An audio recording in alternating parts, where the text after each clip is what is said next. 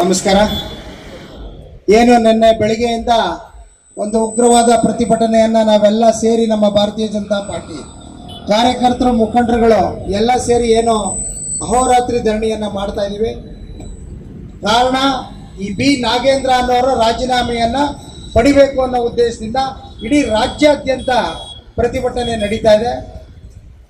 ಈ ಬಿ ನಾಗೇಂದ್ರ ಅವರಿಗೆ ಸ್ವಲ್ಪನಾರು ಮಾನ ಮರ್ಯಾದೆ ಏನಾರು ಇದ್ದರೆ ರಾಜ್ಯಾದ್ಯಂತ ನಿಮ್ಮ ವಿರುದ್ಧ ಸಾರ್ವಜನಿಕರು ಹಾಗೂ ನಮ್ಮ ಕಾರ್ಯಕರ್ತರು ಮುಖಂಡರು ಎಲ್ಲರೂ ಕೂಡ ತಮ್ಮ ರಾಜೀನಾಮೆಯನ್ನು ಕೇಳಿದ್ರು ಕೂಡ ನೀವು ಮಾನ ಮರ್ಯಾದೆಯನ್ನು ಬಿಟ್ಟು ನಾನು ಅಧಿಕಾರವನ್ನೇ ಪಡಿಬೇಕು, ಜನ ಏನಾರು ಹೇಳಿ ಚೀತು ಅಂತ ಉಗಿದ್ರೂ ಪರವಾಗಿಲ್ಲ, ನನಗೇನು ಮಾತಾಡಿದ್ರು ಪರವಾಗಿಲ್ಲ, ನನ್ನ ಅಧಿಕಾರನೇ ಹೆಚ್ಚು ಅನ್ನೋ ರೀತಿಯಲ್ಲಿ ನೀವು ನಡ್ಕೋತಾ ಇದ್ದೀರಲ್ಲ, ಇದು ಯಾವ ಮಟ್ಟಿಗೆ ನಿಮಗೆ ಗೌರವ ತಂದುಕೊಡುತ್ತೆ ಅನ್ನೋದನ್ನು ನೀವು ತಿಳ್ಕೊಬೇಕಾಗ್ತದೆ.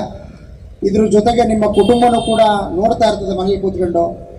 ಈ ಪರಿಸ್ಥಿತಿ ಇದ್ರೂ ಕೂಡ ನೀವು ರಾಜೀನಾಮೆಯನ್ನು ಕೊಡದೆ ಸಾರ್ವಜನಿಕರು ಹಾಗೂ ನಮ್ಮೆಲ್ಲ ಕಾರ್ಯಕರ್ತ ಬಂಧುಗಳು ಮುಖಂಡರುಗಳು ಇದು ಒಂದು ಭಾಗ ಆದಾದರೆ ಇಡೀ ರಾಜ್ಯಾದ್ಯಂತ ಹಗಲು ರಾತ್ರಿ ಮನೆ ಮಠ ಬಿಟ್ಟು ನಿಮ್ಮ ರಾಜೀನಾಮೆ ಹಿಂಪಡಿಬೇಕು ಅಂತೇಳಿ ಹೋರಾಟವನ್ನು ಮಾಡ್ತಾ ಇದ್ರು ಕೂಡ ಆ ಒಂದು ಕನಿಕರನ್ನು ಇಲ್ಲದೆ ನೀವು ಯಾವ ಮಟ್ಟಕ್ಕೆ ನೀವು ಇವತ್ತಿನ ದಿನ ನಿಮ್ಮ ನಡೆ ಇದೆ ಅಂತಂದರೆ, ಯಾರು ಏನಾರಾಗಲಿ, ಯಾರು ಮನೆ ಮಠ ಬಿಟ್ಟರು ಪರವಾಗಿಲ್ಲ, ನಮ್ಮ ಮನೆ ಮಠದ್ದು ಖಜಾನೆ ತುಂಬಿದ್ರೆ ಸಾಕು, ನನಗೆ ಅಧಿಕಾರ ಇದ್ರೆ ಸಾಕು ಅನ್ನೋ ಒಂದು ಧೋರಣೆಯನ್ನು ತಾವು ತೋರ್ತಾ ಇದ್ದೀರಿ. ಮೊದಲು ಸಿದ್ದರಾಮಯ್ಯನವರು ನಿಮಗೆ ಅಧಿಕಾರವನ್ನು ಕೊಟ್ಟು ಅದರಲ್ಲಿ ನೀವು ಯಾವ ರೀತಿ ಭ್ರಷ್ಟಾಚಾರನ ಮಾಡಬೇಕು ಅದು ಎಲ್ಲವನ್ನು ಕೂಡ ತಾವು ಮಾಡಿದಿರಿ. ಅದರಲ್ಲೂ ನಿಮಗೆ ನಿಮ್ಮ ನಾಚಿಕೆ ಕೇಳಬೇಕು, SC ST ಹಣವನ್ನು ದುರ್ಬಳಕೆ ಮಾಡ್ತಾ ಇದ್ದೀರಲ್ಲ, ನಿಮಗೆ ಸ್ವಲ್ಪನಾರು ಮಾನ ಮರ್ಯಾದೆ ಇದೆಯಾ?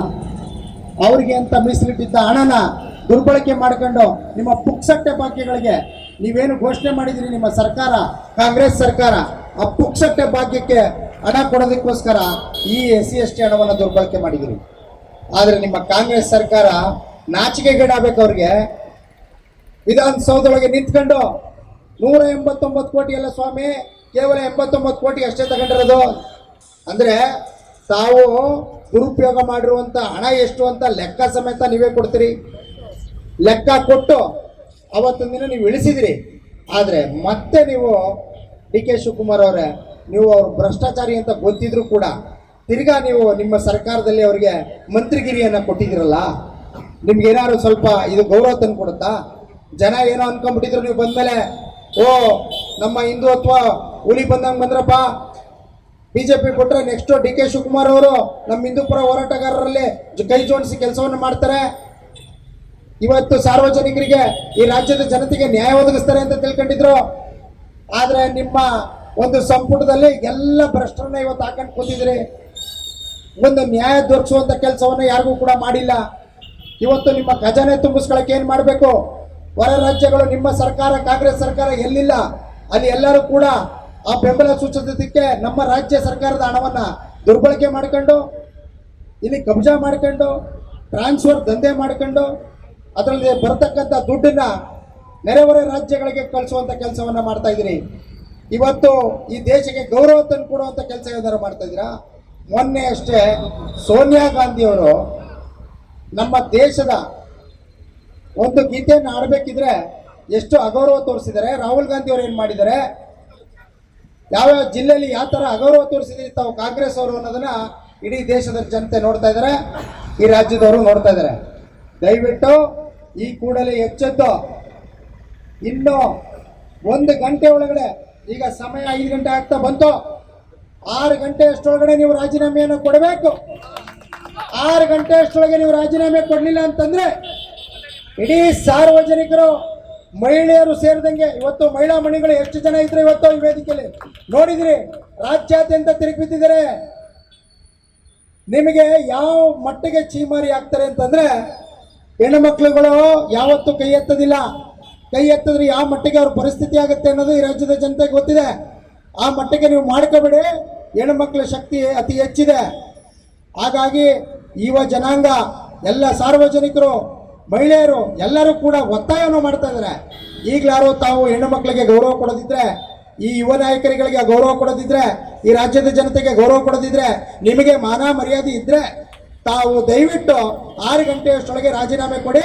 ಇಲ್ಲ ಅಂತ ಹೇಳಿದ್ರೆ ನೀವು ಬಹಿರಂಗವಾಗಿ ಒಂದು ಪ್ರೆಸ್ ಮೀಟ್ ಮಾಡಿ, ನನಗೆ ಮಾನ ಮರ್ಯಾದೆ ಇಲ್ಲ, ನನಗೆ ಏನು ಮಾಡಿದ್ರು ಪರವಾಗಿಲ್ಲ, ಎಕ್ಕಡದಲ್ಲಿ ಹೊಡೆದ್ರು ಪರವಾಗಿಲ್ಲ, ನಾನು ಇದೇ ಜಾಗದಲ್ಲಿ ಕೂತ್ಕೊತೀನಿ, ನೀವೇನು ಬೇಕಾದರೂ ಮಾತಾಡ್ಕೋಬೋದು, ನನಗೆ ನಮ್ಮ ಮನೆ ನಮ್ಮ ಖಜಾನೆನೇ ಮುಖ್ಯ, ಯಾರು ಏನು ಬೇಕಾದ್ರೂ ಮಾಡಲಿ, ನಾನು ಕಳ್ತನ ಮಾಡೋನೆ, ಲೂಟಿ ಮಾಡೋನೆ, SC ST ಹಣವನ್ನು ದುರ್ಬಳಕೆ ಮಾಡೋದಲ್ಲ, ನುಂಗಿ ನೀರು ಕುಡಿತೀನಿ ಅಂತ ನೀವು ಬಹಿರಂಗವಾಗಿ, ನಿಮಗೆ ತಾಕತ್ತಿದ್ರೆ ನೀವು ಬಹಿರಂಗವಾಗಿ ಹೇಳಬೇಕು.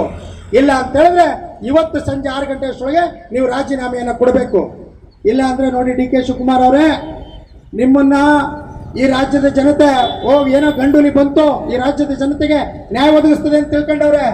ನೀವೇನಾದ್ರು ನ್ಯಾಯ ಒದಗಿಸ್ತಿಲ್ಲ ಅಂತಂದರೆ ನಿಮಗೆ ದಯವಿಟ್ಟು ಒಂದು ಮಾತನ್ನು ಹೇಳ್ತೀನಿ, ಸ್ವಲ್ಪನಾರು ಗೌರವ ಇದ್ದರೆ, ನಿಮ್ಮ ಸರ್ಕಾರಕ್ಕೆ ಗೌರವ ಇದ್ದರೆ ಈ ಕೂಡಲೇ ಅವರ ರಾಜೀನಾಮೆ ಕೊಡಲಿಲ್ಲ ಅಂತಂದರೆ ನೀವೇ ಅವ್ರನ್ನ ಇಳಿಸಿ. ನಿಮ್ಗೆ ಇನ್ನೂ ಗೌರವ ಕೊಡಬೇಕು ಅಂತ ಹೇಳಿದ್ರೆ ಅವ್ರನ್ನ ಪಾರ್ಟಿಯಿಂದ ಸಸ್ಪೆಂಡ್ ಮಾಡಿ, ನಿಮಗೆ ಗೌರವ ಉಳಿತದೆ. ಪಾರ್ಟಿಯಿಂದ ಸಸ್ಪೆಂಡ್ ಮಾಡುವಂಥ ಕೆಲಸ ಆಗಬೇಕು ಇಂಥ ಭ್ರಷ್ಟರನ್ನ. ಅದನ್ನು ಬಿಟ್ಟು ನೀವು ಅವ್ರನ್ನ ಅಲ್ಲೇ ಕೂರಿಸ್ಕೊಂಡು 89 ಅಲ್ಲ 189 ಅಲ್ಲ 589 ಹೊಡೆದ್ರು ಏನು ತಲೆ ಕೆಡಿಸ್ಕೋಬೇಡಪ್ಪ, ನಾನು ಸೋನಿಯಾ ಗಾಂಧಿ ಅವ್ರಿಗೆ ದುಡ್ಡು ಕಳಿಸ್ಬೇಕು, ಮಾತು ಕೊಟ್ಬಿಟ್ಟು ಪದವಿ ತಗೊಂಡ್ಬಿಟ್ಟಿದ್ದೀನಿ, ನಾನು ಮುಖ್ಯಮಂತ್ರಿ ಆಗ್ಬಿಟ್ಟಿದ್ದೀನಿ, ನೀನು ಕೊಳ್ಳೆ ಹೊಡಿ ಅನ್ನೋದು ಏನಾರು ಇದ್ರೆ ನೀವು ಕೂಡ ಬಹಿರಂಗವಾಗಿ ಹೇಳ್ಬಿಡಿ, ನಾವು ಕೊಳ್ಳೆ ಹೊಡಿಯವರೇ, ನಾವು ರಾಜ್ಯದ ಜನತೆ ಪರ ಇಲ್ಲ, ನಾವು ನಮ್ಮ ಕಾಂಗ್ರೆಸ್ ಪರ ಇರ್ತೀವಿ, ನಮ್ಮ ಪಾರ್ಟಿ ಪರ ಇರ್ತೀವಿ, ಮುಂದೆ ದೇಶ ಏನಾದರೂ ಪರವಾಗಿಲ್ಲ, ನಮ್ಮ ಕರ್ನಾಟಕ ರಾಜ್ಯ ಏನಾದರೂ ಪರವಾಗಿಲ್ಲ, ನಾವು ನಮ್ಮ ಸರ್ಕಾರ ಉಳಿಸ್ಕೋಬೇಕು, ನಿಮಗೆ ಅಧಿಕಾರ ಬೇಕು, ನಿಮ್ಮ ಮುಖ್ಯಮಂತ್ರಿ ಸ್ಥಾನನೇ ಹೆಚ್ಚು ಅಂತಿದ್ರೆ ನೀವು ಅಲ್ಲೇ ಉಳಿಸ್ಕೊಳ್ಳಿ ಸ್ವಾಮಿ, ನಮ್ದೇನು ಅಭ್ಯಂತರ ಇಲ್ಲ. ತಾವು ದಯವಿಟ್ಟು ಸಿದ್ದರಾಮಯ್ಯನವರೇ, ನೀವು ದಯವಿಟ್ಟು ಮನೇಲಿ ಮಲ್ಕೊಂಡ್ಬಿಟ್ರೆ ಆಗಲ್ಲ, ದಯವಿಟ್ಟು ಮನೆಯಿಂದ ಈಚೆಗೆ ಎದ್ದು ಬನ್ನಿ. ನೀವು ಮಾಡಿದ್ರೆ ಕೆಳಗಿಳಿಸಿದ್ರೆ ಸಂತೋಷ, DK ಶಿವಕುಮಾರ್ ಅವ್ರು ಕೂರಿಸೋರಲ್ಲ ಮೇಲ್ಗಡೆಗೆ, ಕೆಳಗಿಳಿಸೋದಕ್ಕಾರು ಮಾತಾಡಿ, ಹೊರಗಡೆ ಬಂದು ಒಂದು ಪ್ರೆಸ್ ಮೀಟ್ ಮಾಡಿ, ಈಗಲಾದ್ರೂ ಅವ್ರಿಗೆ ಬುದ್ಧಿ ಹೇಳುವಂಥ ಕೆಲಸ ಮಾಡಿ. ಹಿರಿಕಿರಿದಿರಿ ನೀವು, ದೇವೇಗೌಡರ ಹತ್ರ ಗರಡಿಯಲ್ಲಿ ಪಳಗಿದಂಥವ್ರು ನೀವು, ಯಡಿಯೂರಪ್ಪನವರು ದೇವೇಗೌಡರು ಇಂಥವ್ರ ಜೊತೆ ಪಳಗಿರೋರು ನೀವು. ಇವತ್ತು ರಾಜ್ಯದಲ್ಲಿ ಏನಾಗ್ತಾ ಇದೆ ಅಂತ ನೋಡ್ತಾ ಇದ್ದೀರಿ. ಇದೆಲ್ಲ ನೋಡೋ ಕೂಡ ನೀವು ಆರಾಮಾಗಿ ಮನೇಲಿ ಹೆಂಗೆ ಸ್ವಾಮಿ ನೀವು ಕಾಲ ಕಳೆಯೋಕ್ಕೆ ನಿಮಗೆ ಮನಸ್ಸು ಬರ್ತಾ ಇದೆ. ದಯವಿಟ್ಟು ನಾನು ಮನವಿಯನ್ನು ಮಾಡ್ತಾ ಇದ್ದೀನಿ, ಮಾನ್ಯ ಸಿದ್ದರಾಮಯ್ಯನವರೇ, ಮಾನ್ಯ DK ಶಿವಕುಮಾರ್ ಅವರೇ, ಈ ಕೂಡಲೇ ನಾಗೇಂದ್ರ ಅವ್ರ ಹತ್ರ ರಾಜೀನಾಮೆಯನ್ನು ಪಡಿಬೇಕು. ಅವ್ರೇನಾರ ಕೊಡಲಿಲ್ಲ ಅಂತ ಹೇಳಿದ್ರೆ ಅವ್ರನ್ನ ಉಚ್ಚಾಟನೆಯನ್ನು ಮಾಡಬೇಕು ಅಂತೇಳಿ ಈ ವೇದಿಕೆಯ ಮುಖಾಂತರ ನಾನು ತಮ್ಮಲ್ಲಿ ಮನವಿಯನ್ನು ಮಾಡ್ತಾ ಇದ್ದೀನಿ. ನೀವೇನಾರು ಮಾಡಲಿಲ್ಲ ಅಂತಂದರೆ ನಾವೇನು ಸುಮ್ಮನೆ ಕೂರೋರಲ್ಲ. ಮುಂದಿನ ದಿನಗಳಲ್ಲಿ ಉಗ್ರವಾದ ಹೋರಾಟವನ್ನು ಪಡಿಬೇಕಾಗ್ತದೆ. ನಾವು ಶಾಂತಿಯುತವಾಗಿ ಇವತ್ತು ಕೂತ್ಕೊಂಡು ನಾವು ಮನವಿ ಮಾಡ್ತಾ ಇದ್ದೀವಿ, ಆದರೆ ನೀವು ಮುಂದಿನ ದಿನಗಳು ಕೊಡಲಿಲ್ಲ ಅಂತ ಹೇಳಿದ್ರೆ ನಾವು ಉಗ್ರ ಹೋರಾಟವನ್ನು ಮಾಡಬೇಕಾಗ್ತದೆ ಅಂತೇಳಿ ಈ ಮೂಲಕ ತಮಗೆ ಎಚ್ಚರಿಕೆಯನ್ನು ನಾವು ನೀಡ್ತಾ ಇದ್ದೀವಿ. ಇಷ್ಟು ಮಾತಾಡೋಕ್ಕೆ ನನಗೆ ಅವಕಾಶ ಮಾಡಿಕೊಟ್ಟಂಥ ನಮ್ಮ NR ಕ್ಷೇತ್ರದ ಅಧ್ಯಕ್ಷರಾದ ಸ್ಮಾರ್ಟ್ ಮಂಜು ಅವರವ್ರಿಗೆ ಮತ್ತು ನಮ್ಮ ಜಿಲ್ಲಾಧ್ಯಕ್ಷರಾದ ಸುಬ್ಬಣ್ಣ ಅವ್ರಿಗೆ ನಾನು ವಂದನೆಯನ್ನು ಅರ್ಪಿಸ್ತಾ ನನ್ನ 2 ಮಾತುಗಳಿಗೆ ಅವಕಾಶ ಕೊಟ್ಟಿದ್ದಕ್ಕೆ ನಮಸ್ಕಾರ.